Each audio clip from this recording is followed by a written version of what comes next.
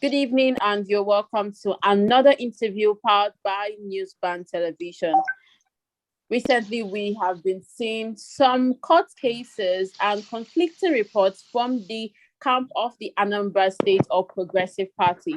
We'll try to get to the root of that today under the theme Power Struggle in the Anambra State APC. Here as our guest, we have the Director of Media, Southeast APC, and the Zonal Publicity Secretary for the Anambra Central Senatorial District, Anambra State APC, Mr. Ibrahim Arinze. Thank you so much, sir, for coming. Hello. Okay, thank you for having me. Can you just tell us what exactly is happening in your party in the Anambra State APC? Well, what you have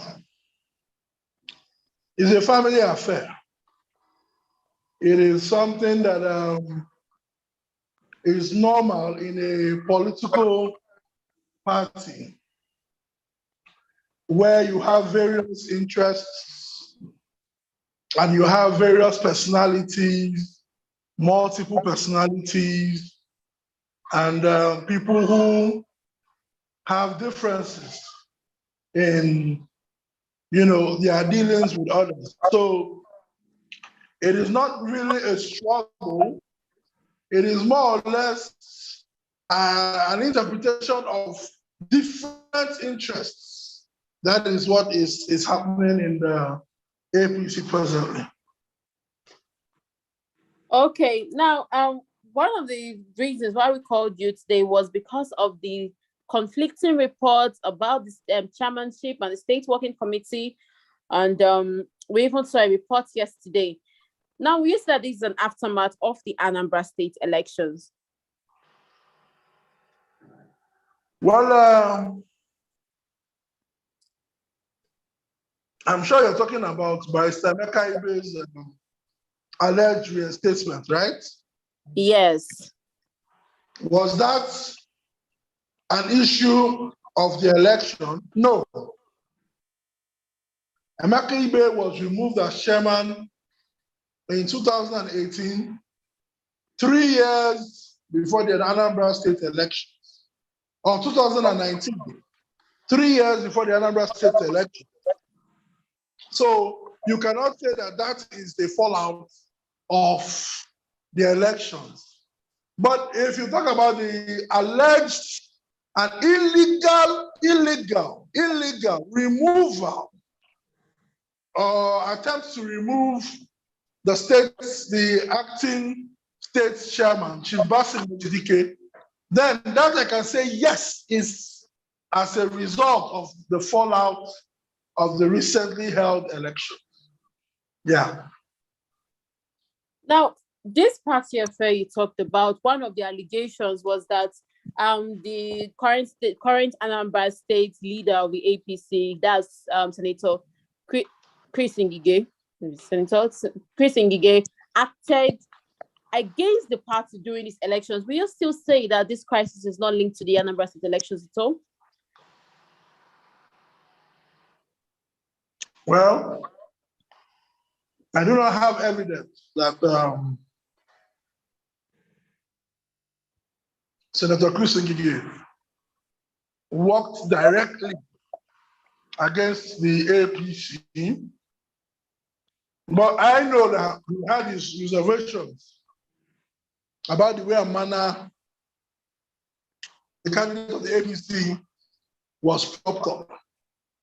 But be that as it may, if it is true that Senator Ngige worked against the APC, then of course you should expect some level of disenchantment from the party or from the people who saw the Anambra Guba elections as the opportunity for the APC to win the Guba election. I do not have evidence. What I have is hearsay. But if it is true that Senator Chris Ngige worked against the APC, then what you have is a blowback against such action, which is or can be termed as anti-party, if you will agree with me. I understand. So what I'm asking now is, if he, like you said, it's hearsay and you called it a family affair, why then have the party conflict resolutions mechanism not been employed to solve this case without the public knowledge? Because now it seems that the crisis is now a public matter. Why is the party having such serious crisis? No. Like I said, you are dealing with different people. You're dealing with different personalities. You're dealing with people with different psychological makeup. So you do not expect all of them. And again, this is politics. Who gets what, where, and why? So if you are expecting, and the APC is a ruling party at the national level.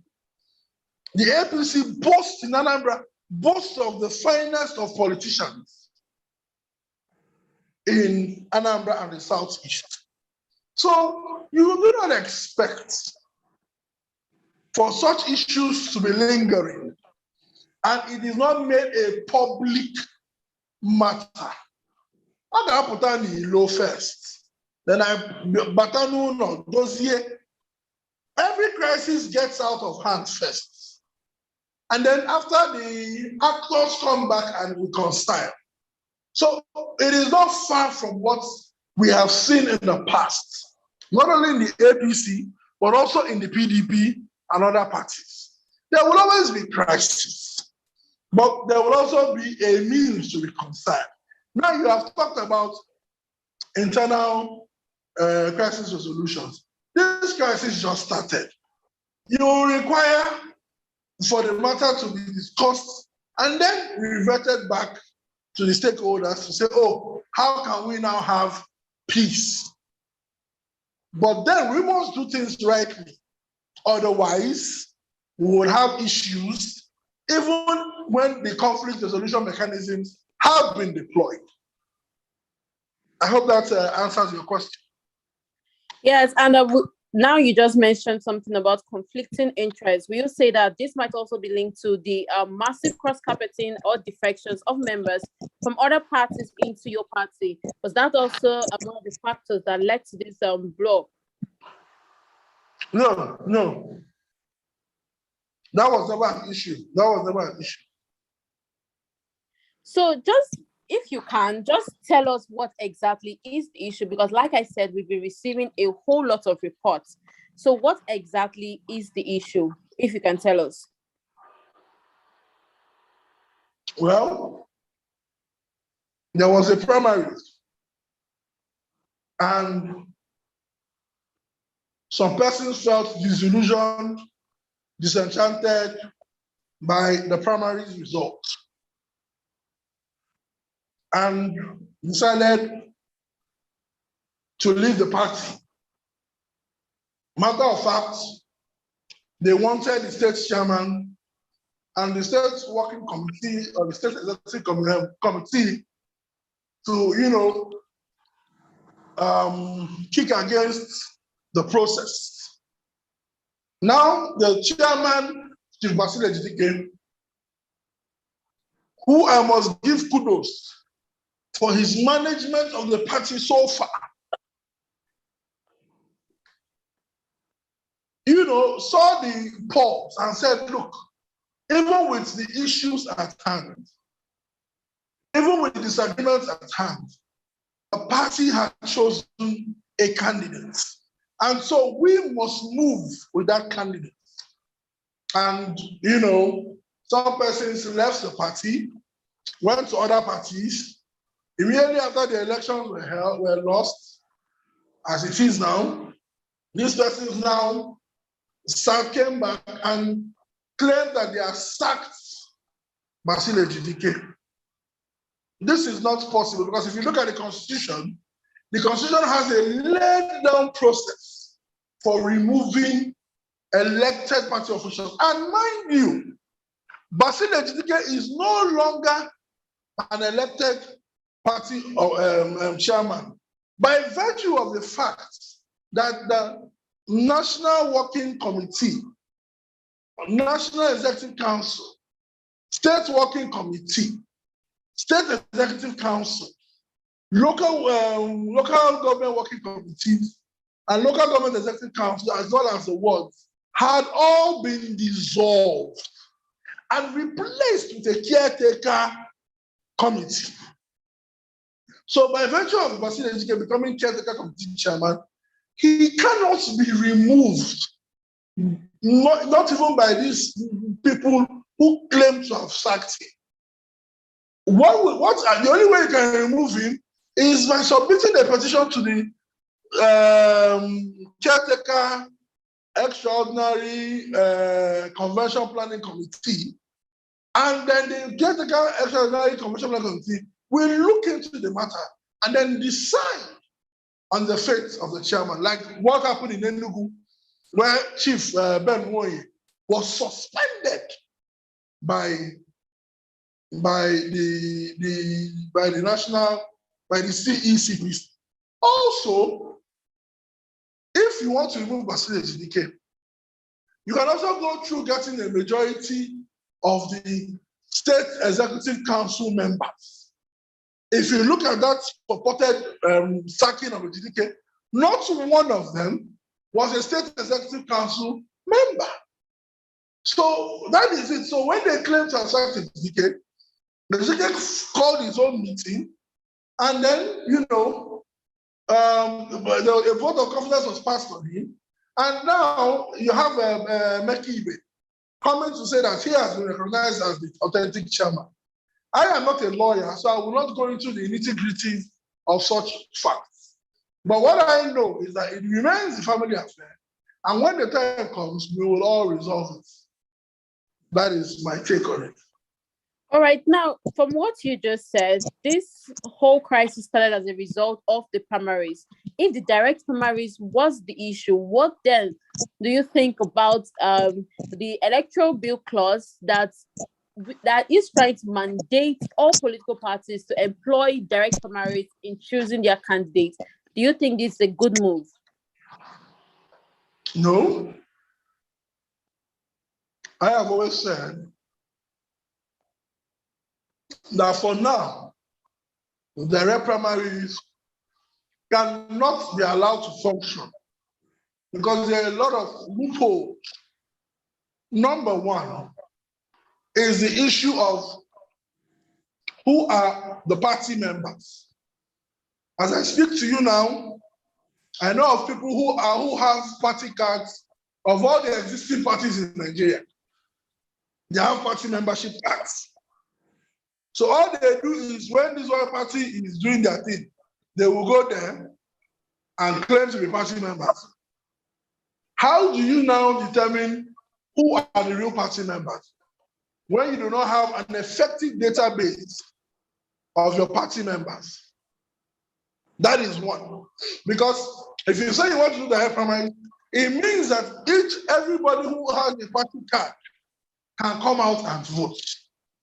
But looking at it in the right direction, people will find out that because you have an existing database, you cannot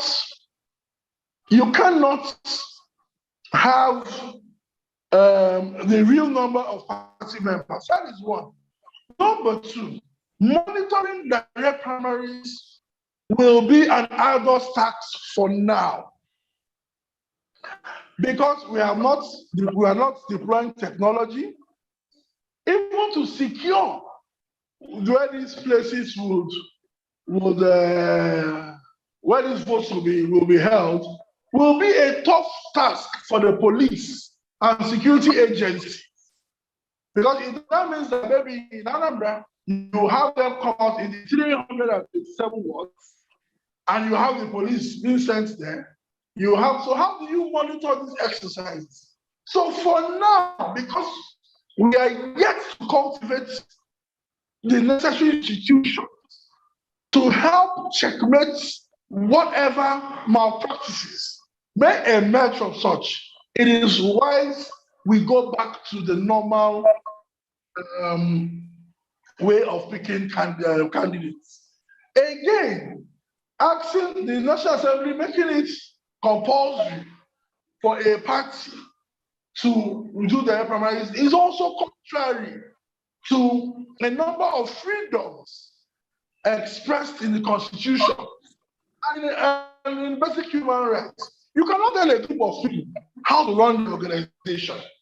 So I think for me, the direct primaries option will not fly. It will rather make a mess of our democratic attempts at ensuring that the people. I understand that there is also an issue with the other process, but for now, we should allow that process to continue, pending when we get it right in the various institutions, the political parties, the electoral body, the security agencies, and even our own concepts of democracy. All right, thank you so much. Remember that you can join this conversation simply by raising a digital hand. Hello? I can hear you. Can you hear me? Hello? Hello? Okay. Can you hear me now?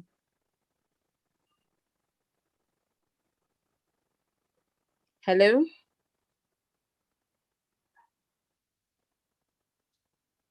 Hello? Yes, can you hear me?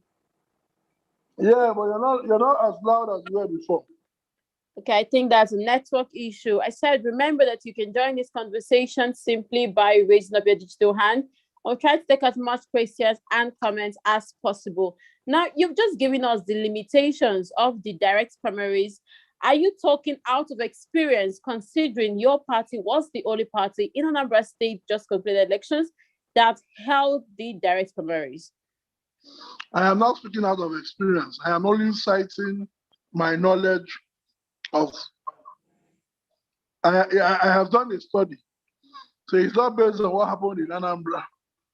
No, but I have done a study, and I feel that the direct primaries approach will not favor our democracy for now. Yes. Okay, now let's look forward towards the 2023 elections. How do you think this crisis may affect your preparation as Anambra State APC preparations for the 2023 elections? Well, yes. A crisis is like a two-faced coin. You could either, there are two. John F. Kennedy will say, there are two words from crisis: opportunity and chaos. Now, let us look at the chaotic side first. A crisis could cripple the parties coming together, the unison wanted, the cohesion wanted, to ensure that the party does well in the 2023 elections. But then you should also understand that on the flip side, this crisis could also strengthen the party, because at the end of it all, when we all sit down together, we'll say, look, this is what went wrong, this is what went wrong, and common sense will be allowed to prevail. So I am not seeing this crisis as something that would affect the party. I am seeing it as something that will strengthen the APC in Anambra. By the time the stakeholders sit down and agree on what steps to take ahead, the crisis will be put behind us and the party will verge further. And I'm sure we will do quite better than what we did in 2019 elections. And obviously, there are a lot of surprises that will spring, coupled with the fact that it's very likely that an Igbo man will run for presidency on the platform of the APC. Exactly, and that will lead to my next question. I remember vividly during one of our previous discussions, you spoke about the necessity of the Igbos to support APC if we had the 2023 aspirations or ambitions, rather. Now, how is Anambra State APC trying to influence the center to ensure that the APC zones their candidacy not just to the south, but to the southeast? Well, I will not let out our strategies, but I know that there are enough underhand measures from many stakeholders to the powers that be to ensure that an Igbo man gets the ticket. But be that as it may, the Anambra APC is working in conjunction with other state chapters of the party in the various states to ensure that we come up with a unified voice. But it's still too early now because I do not think the primaries will commence until July next year. So let's watch and see. By February, March, the picture should be clear, and Igbo should get ready for an Igbo president of extraction under the platform of the All Progressives Congress. And not to put you on the spot, but do you think that the APC in the Southeast have enough people of caliber that actually... Can you hear me? Can you hear me? Hello? Can you hear me? Okay, you're muted for some reason. If anybody can hear me, kindly indicate so that I will be sure it's not my network.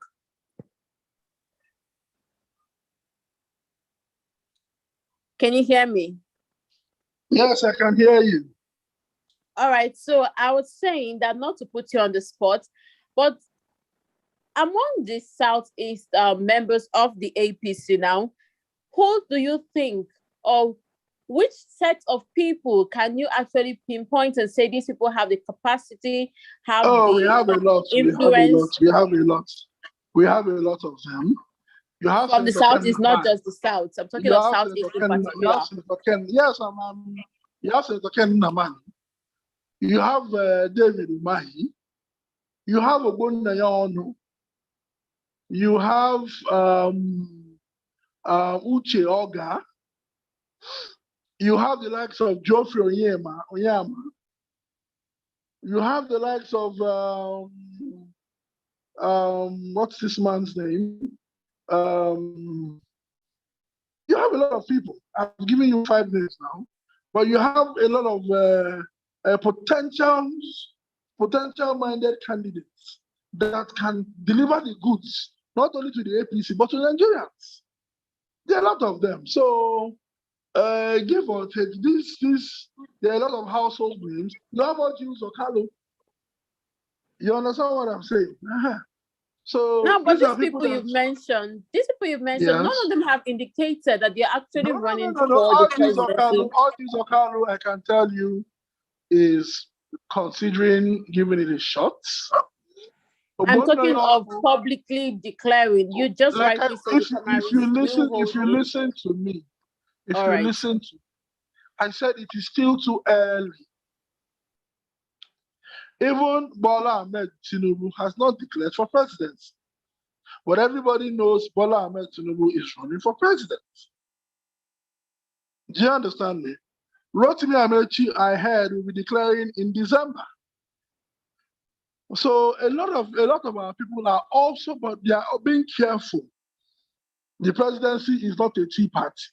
Winning the presidency is not a local government chairman or councillor. So you have to do a lot of consultations. You have to cross your T's and dot your I's. You have to do the basic background work. And that is what these people are doing. When the chips are down, you will have a number of these names come out for this job. That I can assure you. All right, thank you. Remember that you can join this conversation simply by raising up your digital hand. We'll try to take as much questions and comments as possible. We are talking about the power struggle in Anambra State APC. And we have the Director of Media, Southeast APC, and the Zonal Public Secretary for the Anambra Central Senatorial District APC. Now, you've mentioned, like I said, you mentioned some people. Do you think any of the southeastern men of caliber of men rather can actually compete and win against Bola Tinubu in the APC? Hello? Can you hear me? Yes, I can. Yes, I said from the people you mentioned, do you think that any of them can compete You said? fairly from the number of people you mentioned? Do you think that any of them can compete and win against Bola Tinubu in the APC? My dear sister, no, 2015 elections taught us something. No party, no zone can make itself president. 2015 taught us that. No zone can say we want to make, even the North as a bloc cannot decide who will become president. You need other zones. Now, what we need to do is to bring out our best of candidates, bring out our best of arguments, bring out our best of resources, and then believe that these people can make the difference. In 2011, you had a Southerner defeat Muhammadu Buhari from a minority zone. In 1993, you had an M2 Abiola defeat Bashir Tofa in Kano. So, you see, you cannot, overrule these things. We also have the best of materials here. And if we marshal out the best of arguments, marshal out the best of resources, we would also get it right in 2023.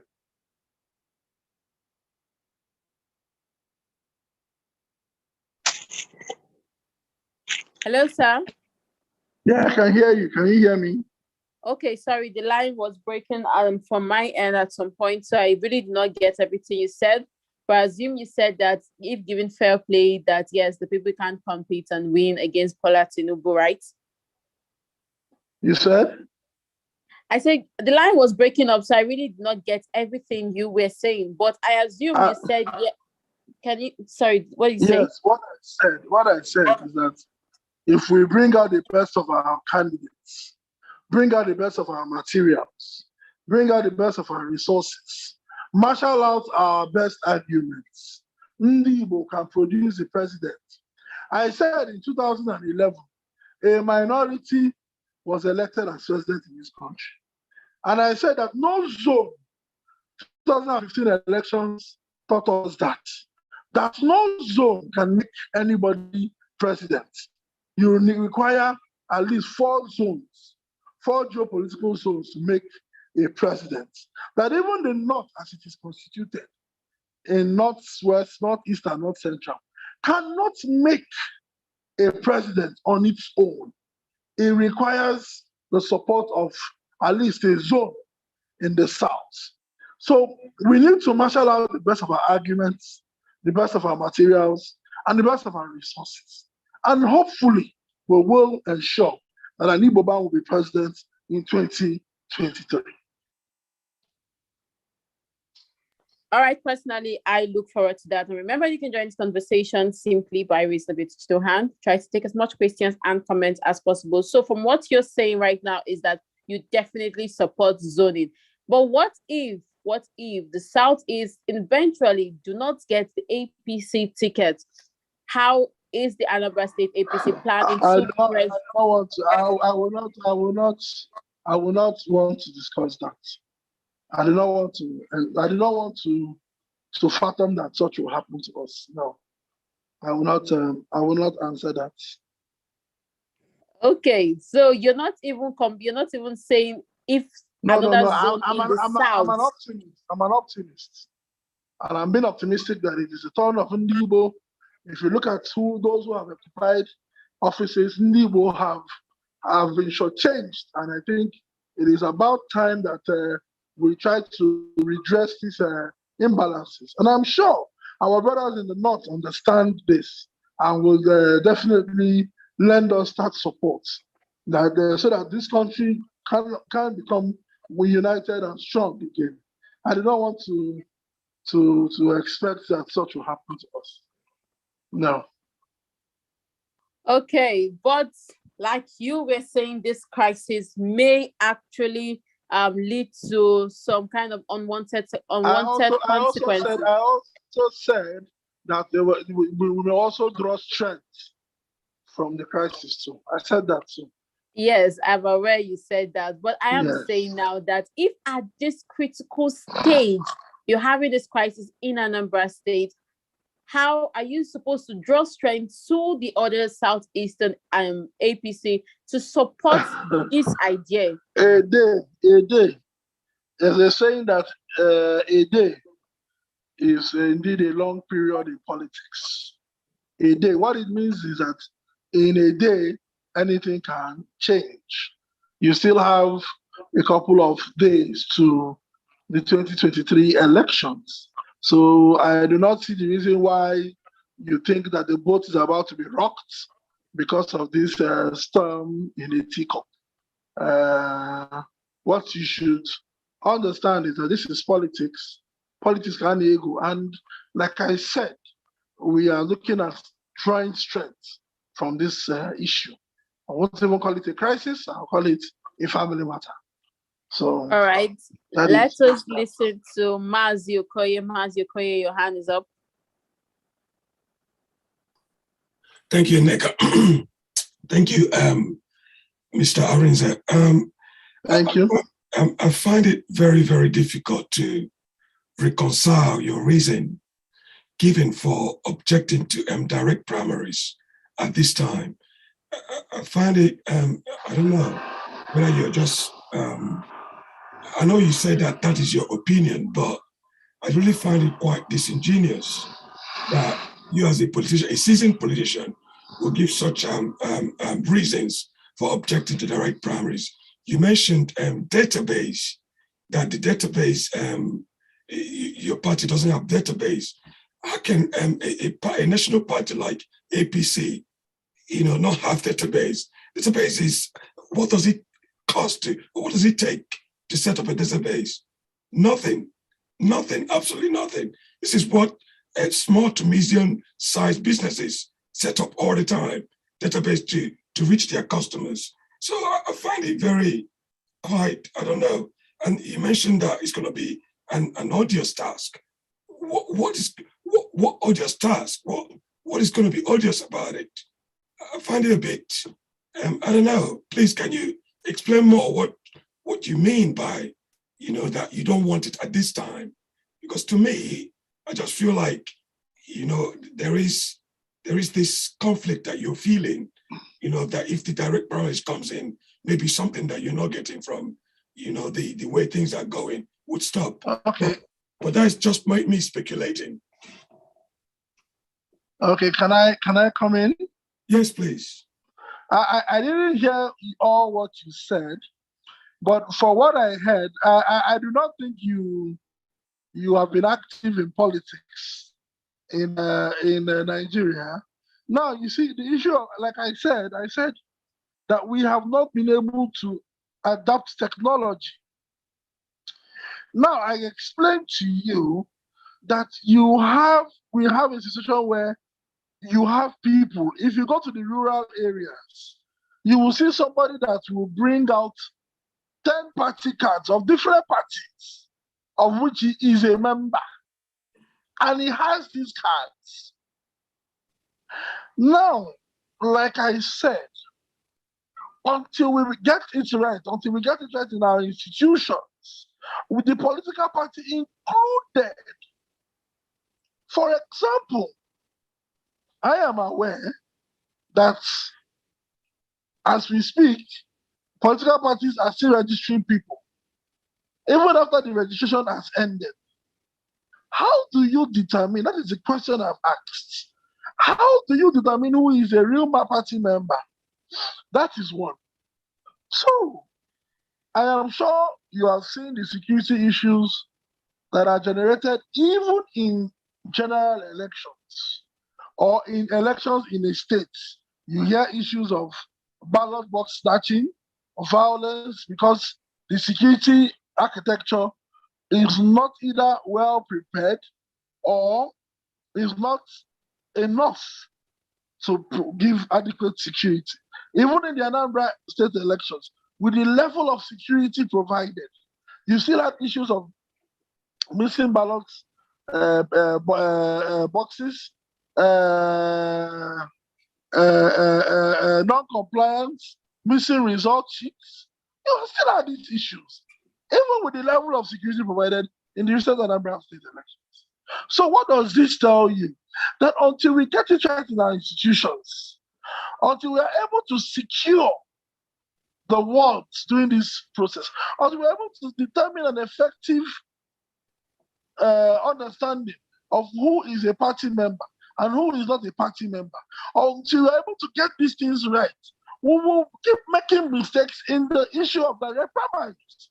I have a friend who will always tell me that once you say you want to do direct primaries in anything, just know that they want to write the results for somebody.